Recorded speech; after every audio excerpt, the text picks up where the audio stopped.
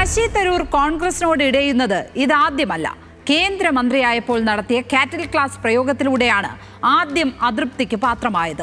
പിന്നെ മന്ത്രിസ്ഥാനം തന്നെ രാജിവെക്കേണ്ടി വന്ന വിവാദങ്ങൾ, IPLുമായി ബന്ധപ്പെട്ടുയർന്ന ക്രമക്കേടുകൾ, ഗുലാം നബി ആസാദുമായൊക്കെ ചേർന്ന് പാർട്ടിയിൽ ഉയർത്തിയ എതിർപ്പുകൾ, ഇങ്ങനെ ഇക്കാലം മുഴുവൻ ഒരു വിമതത്വം തരൂരിനുണ്ടായിരുന്നു.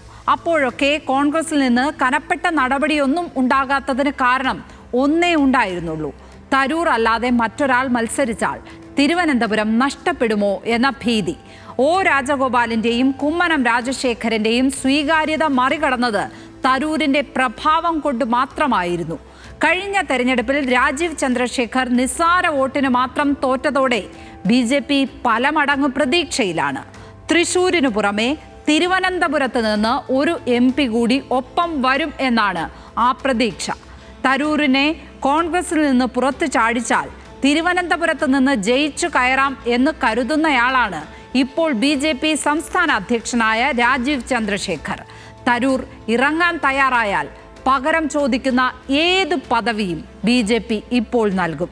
ഇത് അറിയാവുന്നതുകൊണ്ടാണ് കോൺഗ്രസ് ഇപ്പോഴും കരുതലോടെ നിൽക്കുന്നത്.